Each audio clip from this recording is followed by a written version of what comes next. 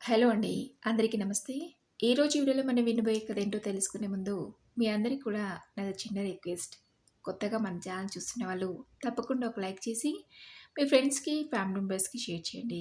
అలాగే ఇలాంటి నేను మంచి మంచి కథలు వినాలనుకుంటే ఛానల్‌ని వెంటనే సబ్స్క్రైబ్ చేసుకొని, పక్కనే ఉన్న బెల్ ఐకాన్‌ని క్లిక్ చేయండి. లేట్ చేయకుండా కథలోకెళ్ళిపోదాం. ఓ రోజు ఉదయమే అన్నయ్య దగ్గర నుండి ఫోనొచ్చింది. ఒరేయ్ మాధవ్! అమ్మకు కూడా ఈ మధ్య ఆరోగ్యం అంత బావుండట్లేదట్రా. నిన్న మన శ్రీను ఫోన్ చేసి చెప్పాడు. ఇప్పుడెలా? ఏం చేద్దామంటావు? అడిగాడు అన్నయ్య. ఏమో అన్నయ్య. అమ్మానాన్నలిద్దరిని మన దగ్గరికొచ్చి ఉండండి అంటే వినలేదు. ఇప్పుడు చూడు ఎన్ని సమస్యలో. మనం మాత్రం ఎన్నిసార్లు వెళ్తామన్నయ్య. ఈ సమస్యకి ఏదో ఒక పరిష్కారం ఆలోచించుకుంటే అటు అమ్మానాన్నలు, ఇటు మనము ఇబ్బందులు పడాల్సొస్తూనే ఉంటుంది. సరే అన్నయ్య. ఈ ప్రాబ్లమ్‌కి ఏదైనా సొల్యూషన్ ఉందేమో ఆలోచిస్తాను అని ఫోన్ పెట్టేశాను. అలా వారం రోజులు గడిచాక మా ఆఫీస్‌లో నాతో పాటు పనిచేసే నా కొలీగ్ శ్రీధర్‌తో మాట్లాడాను. శ్రీధర్ కూడా 15 సంవత్సరాలుగా అమెరికాలోనే ఉంటున్నాడు. ఇండియాలో ఉన్న మీ అమ్మాయిల బాధ్యత ఎవరికి అప్పగించావు శ్రీధర్?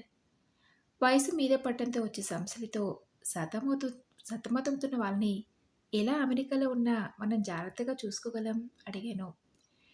అందుకు శ్రీధర్ మనలాంటి అమెరికాలో ఉంటున్న పిల్లల తల్లిదండ్రుల గురించి అమెరికాలో కొంతకాలం ఉండిపోయిన ఓ నలుగురు వ్యక్తులు కలిసి ఎన్ఆర్ఐ పేరెంట్స్ హోమ్ పేరిట ఓ సంస్థను స్టార్ట్ చేశారు.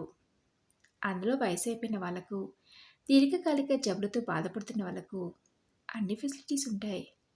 రెగ్యులర్గా డాక్టర్స్తో హెల్త్ చెకప్, మంచి భోజనం, అసలే లేవలేని వాళ్లకు నర్సులు సహాయంగా ఉంటారు. ఆహ్లాదకరమైన వాతావరణంలో అన్నీ ఉన్నాయి. కాకపోతే అందులో డబ్బు కట్టి ఓ కాటేజ్ కొనుక్కోవాలి. మన ఇంట్లో లాగే మనకు నచ్చిన విధంగా భోజనం వండుకునే సదుపాయం కూడా ఉంది. లేదా మనకెలాంటి భోజనం కావాలో చెప్తే వాళ్ళే తయారు చేసి అందిస్తారు. కాస్త ఖర్చుతో కూడినదైనా సౌకర్యాలు బావుంటాయి. ముఖ్యంగా అమ్మానాన్నలు ఈ వయసులో ఒంటరిగా ఎలా ఉన్నారో ఏమోననే టెన్షన్ మనకుండదు. మా అమ్మానాన్నలిద్దరికీ 5 సంవత్సరాల క్రితమే అందులో కాటేజ్ కొని అక్కడే ఉంచాను. నెలలా ఖర్చులకి డబ్బు పంపిస్తున్నాను అని చెప్పాడు శ్రీధర్. మరక్కడ మీ అమ్మానాన్న సంతోషంగా ఉన్నారా శ్రీధర్? అడిగితే చాలా సంతోషంగా ఉన్నారు మాధవ్. అంతకుముందు ఇంట్లో ఇద్దరే ఉంటూ వాళ్ళ పనులు వాళ్ళు చేసుకోలేక చాలా ఇబ్బందులు పడ్డారు. నేను నీలాగే తెలిసిన వాళ్ళు అడిగితే ఆ సంస్థ గురించి చెప్పారు. ఇప్పుడు నాకు వాళ్ళ గురించి ఎటువంటి టెన్షన్ లేదు. అమ్మ నన్ను చూడాలనిపించి ఇండియాకి వెళ్తే అక్కడికి వెళ్ళి చూసొస్తున్నాను మాధవ్. పిల్లలు, బంధువులు, తెలిసిన వాళ్ళు ఎవరైనా మనలాంటి వాళ్ళు వెళ్ళినా అకామిడేషన్ వాళ్ళే కల్పిస్తారు. కాకపోతే ఎక్స్ట్రా అమౌంట్ పే చేయాలంతే. అయినా ఎందుకంతలా అడుగుతున్నావు మాధవ్? అడిగాడు శ్రీధర్. అందుకు నేను నా తల్లిదండ్రులున్న పరిస్థితిని వివరిస్తూ నాకొకసారిగా గతం గుర్తొచ్చింది. వసుంధర జయరాం సంతానమే వేణు మాధవ్. జయరాం రైల్వే డిపార్ట్మెంట్లో పనిచేసేవాడు. జయరాం సొంతూరు హైదరాబాద్. ఉద్యోగరీత్యా ఉద్యోగ బదిలీల కారణంగా జయరాం కుటుంబం చాలా ఊర్లే మారింది. బదిలీల కారణంగా ఊర్లు మారిన ప్రతిసారి పిల్లల్ని స్కూల్ మార్పించడం ఇబ్బందిగా ఉందని వేణు మాధవ్లు హై స్కూల్కి వచ్చాక వసుంధర ఒకతే పిల్లలతో హైదరాబాద్లో ఉండేది. వేణు మాధవులిద్దరూ చిన్నప్పటి నుంచి చదువులో చాలా చురుగ్గా ఉండేవారు. అలా వాళ్ళిద్దరి చదువులు పూర్తయి పై చదువులకు అమెరికాకు వెళ్ళి అక్కడ చదువు పూర్తి కాగానే ఉద్యోగంలో చేరిపోయారు. మాధవ్ పనిచేసేది కాలిఫోర్నియాలో, వేణు పనిచేసేది న్యూజెర్సీలో. అలా ఇద్దరు పనిచేసేది వేరు వేరు ప్రదేశాల్లో అయిన కారణంగా వీకెండ్స్లో లేదా ఆఫీస్కి సెలవు దొరికినప్పుడు ఇద్దరన్నదమ్ములు కలుస్తూ ఉండేవారు. అలా కొంతకాలం గడిచాక జయరాం తన ఇద్దరు కొడుకులకు పెళ్లి చేయాలని మంచి సంబంధాలు చూసి పెళ్లి జరిపించారు. పెళ్ళైన నెల రోజులకు వేణు మాధవులిద్దరూ తమ భార్యలతో తిరిగి అమెరికాకు వెళ్ళిపోయారు. కొంతకాలం గడిచాక జయరాం వసుంధరలు తాతయ్య నానమ్మలు కాబోతున్నాడని తెలిసి తమ పిల్లలకు సహాయంగా ఉండడానికి అమెరికాకు వెళ్ళారు. వేణుకి ఇద్దరు బాబులు, మాధవ్కి ఒక పాప బాబు పుట్టే వరకు కూడా వసుంధర జయరాంలిద్దరూ కొడుకుల దగ్గర కొంతకాలం అమెరికాలో ఉండొచ్చారు. నాన్న రిటైర్ అయ్యారు. వాళ్ళిద్దరూ మాత్రం ఇండియాలో ఒంటరిగా ఉండి ఏం చేస్తారు అనుకున్న వేణు, మాధవులిద్దరూ తల్లిదండ్రులని అడిగారు. అమ్మా, నాన్న, మీరిక మీదట ఇక్కడే మాతో పాటే ఉండండి. ఎంచక్కా అందరం కలిసి ఉండొచ్చు. మీకు గ్రీన్ కార్డ్ కూడా అప్లై చేస్తాం. హెల్త్ ఇన్సూరెన్స్ కూడా తీసుకోవచ్చు అని అంటే అందుకు జయరాం వసుంధరలో ఒప్పుకోలేదు. పుట్టి పెరిగి అలవాటైన ఊర్లో ఉన్నంత హాయిగా ఇక్కడ ఎందుకుంటుందిరా? ఇక్కడ మీ అందరూ మీ మీ పనుల్లో బిజీగా ఉంటే మేము మాత్రం ఇంట్లో ఒంటరిగా ఉండి ఏం చేస్తాం? ఇక్కడ మీ సహాయం లేదే ఎక్కడికి వెళ్ళలేము. కానీ అక్కడ అలా కాదు కదా! ఎక్కడికైనా మేమే మా సొంతంగా వెళ్ళొచ్చు.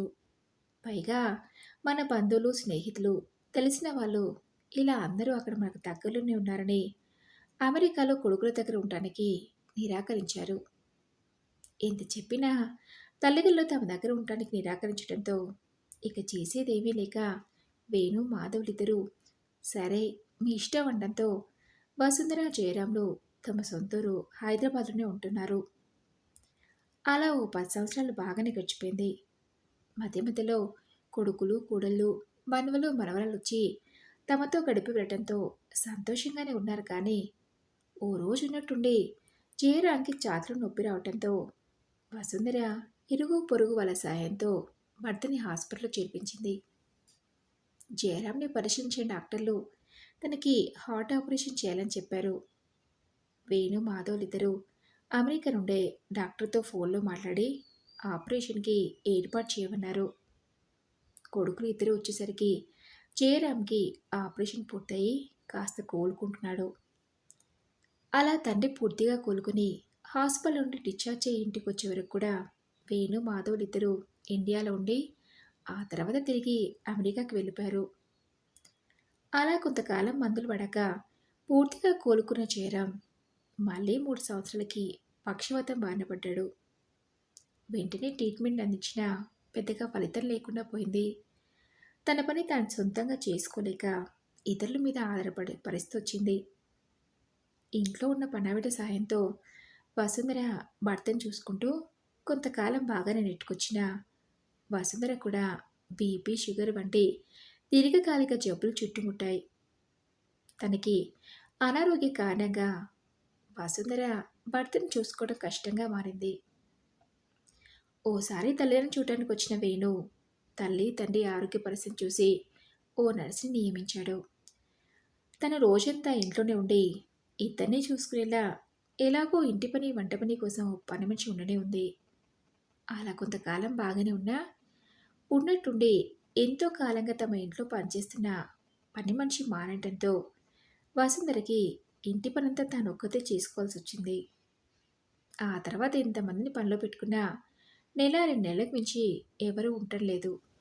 అలా ఎవరూ సరిగా పనిలోకి రాకపోవడంతో వసుంధరకి ఇబ్బందిగా మారింది. దానికి తోడు బీపీ, షుగర్ కంట్రోల్లో అస్సలు ఉండటం లేదు. బంధువులు, స్నేహితులు మధ్య మధ్యలో వచ్చి చూసి వెళ్తున్నా ఎంతైనా సొంత మనుషుల దగ్గర ఉన్నట్టు ఉండదు కదా. ఎప్పట్లాగే తన పిన్ని, బాబాయిలను చూడటానికి వచ్చిన వసుంధర అక్క కొడుకు శ్రీను వసుంధర పరిస్థితిని చూసి ఇలా అయితే తన ఆరోగ్యం మరింత పాడయ్యే అవకాశాలున్నాయని విషయం ఫోన్ చేసి వేణుకి చెప్పాడు. పిన్ని, బాబాయిని చూస్తుంటే చాలా బాధగా ఉందని, మీ ఇద్దరిలో ఎవరో ఒకరైనా ఇండియాకు వచ్చి అమ్మా నాన్న దగ్గర ఉండే అవకాశం ఉందా అని అడిగాడు. ఆ విషయం గురించి వేణు తన తమ్ముడికి ఫోన్ చేసి చెప్తే ఈ సమస్యకి ఏమైనా పరిష్కారం ఉందా అని మాధవ్ తన కొలీగ్ శ్రీధర్ని అడుగుతున్నాడు.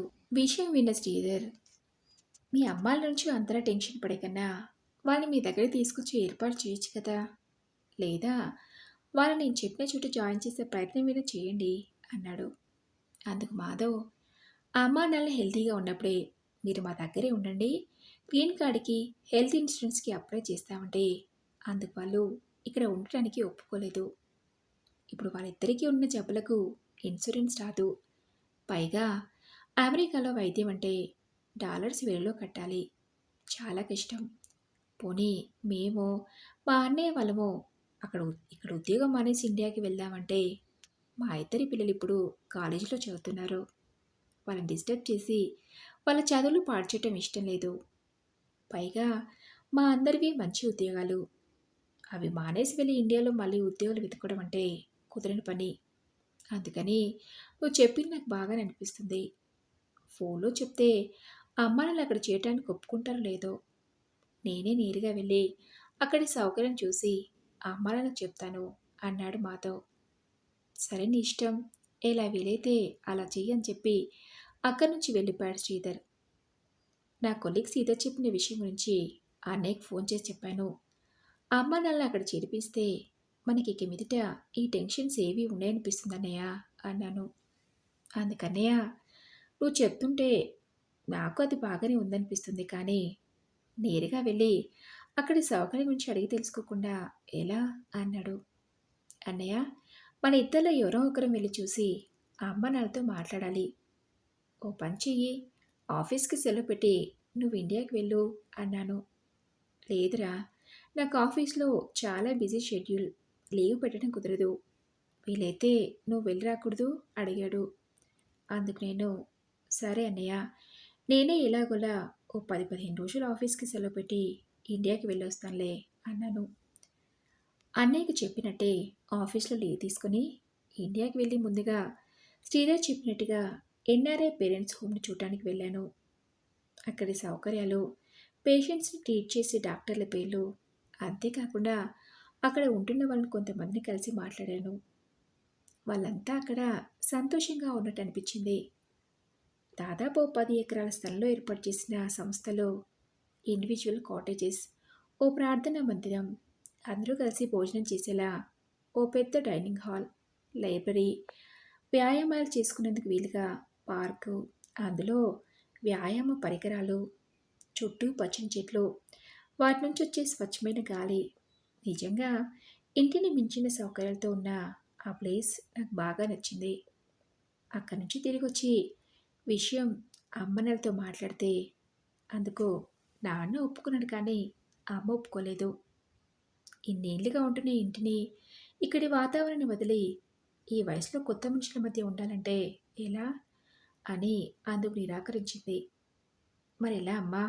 నీ ఆరోగ్యం కూడా అంతంత మాత్రంగానే ఉంటుంది. అలాంటప్పుడు నాన్నగారిని ఎలా చూసుకోగలవు? అందుకని నేను చెప్పేది కాస్త ఆలోచించమ్మా. నువ్వు నాన్న ఆరోగ్యంగా ఉన్నప్పుడే మీరు అమెరికాలో మాతో ఉండడానికి ఏర్పాటు చేస్తామంటే అందుకు ఒప్పుకోలేదు.